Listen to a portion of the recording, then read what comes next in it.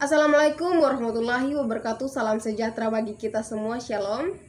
Terima kasih atas kesempatan yang telah diberikan kepada kami kelompok 9.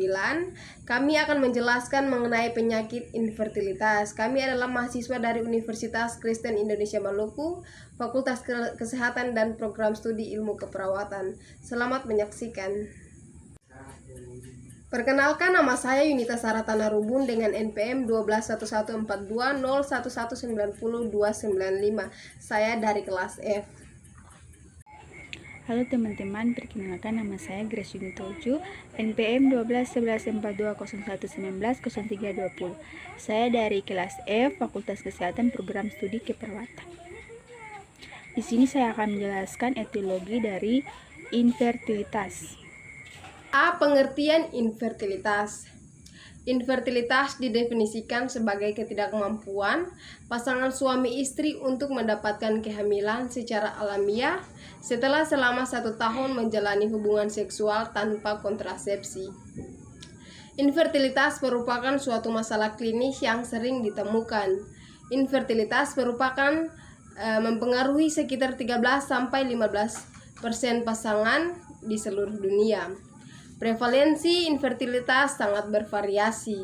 Negara-negara maju cenderung memiliki angka prevalensi yang lebih kecil. 1 dari 6 pasangan mengalami infertilitas dibandingkan dengan negara-negara yang sedang berkembang, karena negara berkembang cenderung memiliki keterbatasan sumber daya untuk investigasi dan terapi infertilitas. Selain itu, infertilitas juga dianggap sebagai suatu permasalahan publik yang memiliki dampak luas. Infertilitas tidak hanya mempengaruhi kehidupan pasangan yang bersangkutan saja, namun juga mempengaruhi pelayanan kesehatan dan lingkungan sosial. Infertilitas juga mengakibatkan dampak psikososial dari dalam diri pasangan. Infertilitas yang meliputi perasaan depresi, rasa sedih, bersalahan, dan merasa dikucilkan secara sosial. Saat ini banyak pasien infertilitas yang tidak menerima layanan medis berbasis bukti. Hal ini disebabkan karena banyak klinis yang belum memiliki informasi yang tepat mengenai terapi infertilitas standar yang berbasis bukti. Oleh karena itu diperlukan usaha pembuatan panduan klinis dengan tujuan untuk mendukung praktik berbasis bukti yang dapat meningkatkan hasil pengolahan pasien yang lebih baik. B. Epidemiologi infertilitas.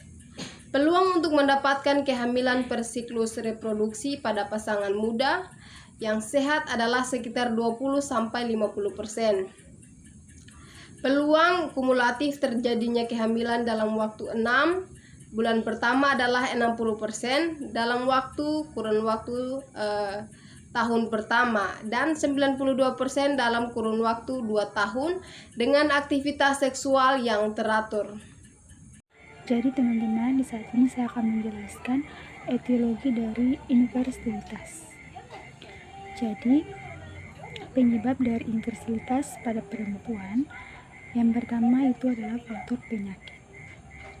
Di antara lain, endometriosis adalah jaringan endometrium yang semestinya berada di lapisan paling dalam rahim atau lapisan endometrium.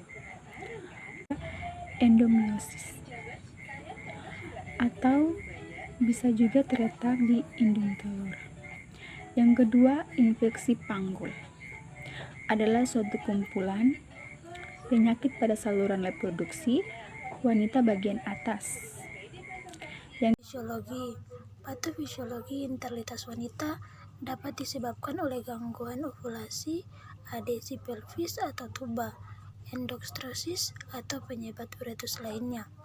Gangguan ovulasi menyebabkan infertilitas karena tidak adanya oosit yang dikeluarkan. Kemungkinan kehamilan dan fasilitas tidak ada terjadi apabila tidak terdapat ovulasi.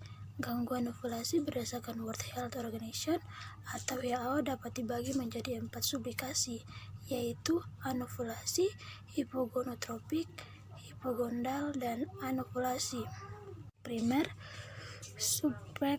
trikomolisasi tersering pada wanita adalah pelvic inflammatory disease atau PDID.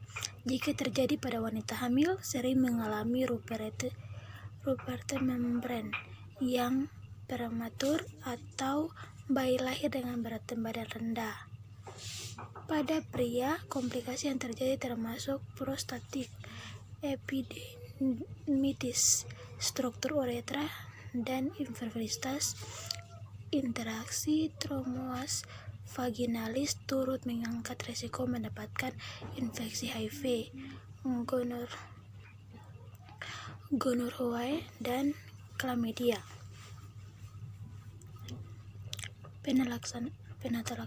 Penata laksanaan infertilitas wanita tergantung pada penyebab infertilitas. Beberapa obat dan tindakan medis dapat dilakukan seperti pemberian clomiphene, sistrat, atau bayi tabung. Farmakoterapi. Beberapa obat yang digunakan untuk menstimulasi ovarium secara terkontrol, misalnya clomiphene sistrat dan letrozole. Clomiphene sistrat merupakan selective estrogen receptor modulator atau SRME yang memiliki efek untuk meningkatkan sekresi gonadotropin atau dari pituitari anterior. Umumnya clomiphene sistrat disarankan pada pasien dengan anovulasi kelas 2 dan ditemukan tidak efektif pada pasien dengan ovulasi kelas 1 dan 3. Dosis clomiphene sistrat yang disarankan adalah dimulai dari 50 minggu sehari dan dimulai pada hari kedua dan ke-6 siklus haid. Pasien kemudian perlu mengalami pemantauan folikel dan USG transvaginal pada hari ke-12 untuk mengevaluasi terjadinya kehamilan ganda. Pasien disarankan melakukan hubungannya seksual pada hari ke-12 siklus haid. Efek samping dari clomiphene sistrat adalah sindrom hiperstimulasi atau kurang rasa nyaman pada perut, dan merupakan obat inhibitor amoreksi yang bekerja dengan mencegah konversi androstenedion dan testosteron menjadi estron dan estradiol. Obat ini umumnya digunakan sebagai terapi adjunkan kanker payudara, akan tetapi letrozole yang disarankan adalah dimulai dengan dosis 2,5 atau 7,5 mg per hari pada siklus hari ketiga dan ke-7 dengan melakukan hubungan seksual 5 hari setelah melakukan ultrasonografi transvaginal dan pengambilan oosit. Setelah itu, oosit akan ditaruh di media khusus dan dilakukan inseminasi dengan sperma. Inseminasi intrauterin merupakan pemilihan tata laksanaan infertilitas idiopatik. Prosedur ini dapat dilakukan dengan atau tanpa prosedur stimulasi ovarium. Inseminasi intrauterin dilakukan dengan menetapkan sperma pada dek 1 atau lebih oosit saat ovarium diperkirakan sedang pembuahan. Terima kasih. Berikut komplikasi. Komplikasi pada infertilitas primer suspek trichomoniasis tersering pada wanita adalah pelvis inflammatory disease atau PID. Jika terjadi pada wanita hamil, sering mengalami ruput membran yang prematur atau bayi lahir dengan berat badan yang rendah. Pada pria, komplikasi yang terjadi termasuk prostatic epididymitis, struktur uretra, dan infertilitas. Infeksi Trichomonas vaginalis turut meningkatkan risiko mendapatkan infeksi HIV, gonorrhea, dan chlamydia. Berikut adalah penata laksanaan. Penata laksanaan infertilitas wanita bergantung pada penyebab infertilitas. Beberapa obat dan tindakan medis dapat dilakukan seperti pemberian clomifen, sirat ataupun bayi tabung. Yang pertama tindakan yang dapat dilakukan adalah farmakoterapi. Beberapa obat digunakan untuk menstimulus ovarium secara terkontrol, misalnya clomifen sifat dan letrozole. Yang pertama, clomifen citrat. Clomifen citrat merupakan selektif estrogen reseptor modulator atau SERM yang memiliki efek untuk meningkatkan sekresi gonadotropin atau pituitary anterior. Umumnya, clomifen citrat disarankan pada pasien dengan anovulasi kelas 2 dan ditemukan tidak efektif pada pasien dengan anovulasi kelas 1 dan 3. Dosis clomifen citrat yang disarankan adalah dimulai dari 50% mg sehari dan dimulai pada hari kedua sampai 6 siklus haid. Pasien kemudian perlu menjalani pemantauan folikel dengan USG transvagina pada hari ke-12 untuk mengevaluasi terjadinya kehamilan ganda. Pasien disarankan melakukan hubungan seksual pada hari ke-12 siklus haid. Efek samping dari clomifen citrat adalah sindrom hiperstimulas, rasa kurang nyaman pada perut, dan kehamilan ganda. Yang berikut adalah lestosole. Lestosole merupakan obat inhibitor aromatase yang bekerja dengan mencegah konversi androstenoid dan testosteron menjadi estron dan estradiol. Obat ini umumnya digunakan sebagai terapi adjuvan kanker payudara. Akan tetapi obat ini juga ditemukan dapat digunakan untuk indukasi ovulasi. Dosis letrozole yang disarankan adalah dimulai dengan dosis 2,5 atau 7,5 mg per hari pada siklus hari ke-3 sampai 7 dengan melakukan hubungan seksual 5 hari setelah menyelesaikan obat. Pada pasien PCOS, letrozole lebih disarankan menggunakannya dibandingkan clomifen citrat. Yang berikut adalah terapi gonadotropin. Terapi gonadotropin disarankan penggunaannya pada pasien dengan gangguan anovulasi kelas 1, 2, dan 3. Terapi ini digunakan apabila terapi clomifen citrat gagal. Beberapa preparat dapat digunakan seperti human menopausal, gonadotropin, urinari, VSH, rekombinan HCG, dan rekombinan FSH.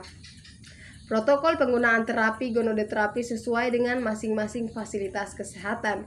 Penggunaan preparat gonadotropin kombinasi FSH dan LH rekombinan ditemukan memiliki efikasi yang lebih tinggi dibandingkan dengan FSH rekombinan saja. Berikut tindakan medis. Tindakan atau prosedur medis umumnya dilakukan apabila farmakoterapi tidak memiliki efek yang maksimal.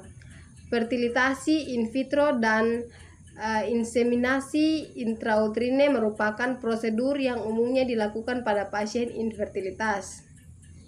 Yang pertama, fertilasi in vitro. Fertilasi in vitro atau IVF merupakan salah satu terapi utama infertilitas pada wanita, terutama pada wanita dengan kerusakan tuba falopi dan infertilitas persisten.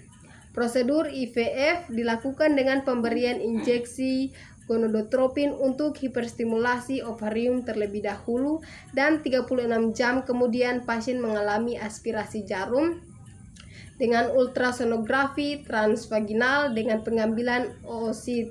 Setelah itu, oosit akan ditaruh di media khusus dan dilakukan inseminasi dengan sperma. Yang berikut adalah inseminasi intrauterin. Inseminasi intrauterin merupakan pilihan tata laksana infertilitas idioptik. Prosedur ini dapat dilakukan atau tanpa prosedur stimulasi ovarium. Inseminasi intrauterin dilakukan dengan menempatkan sperma pada dekat 1 atau lebih oosit saat ovarium diperkirakan sedang pembuahan. Sekian dan terima kasih. Demikian hasil video kami tentang penyakit infertilitas. Semoga bermanfaat.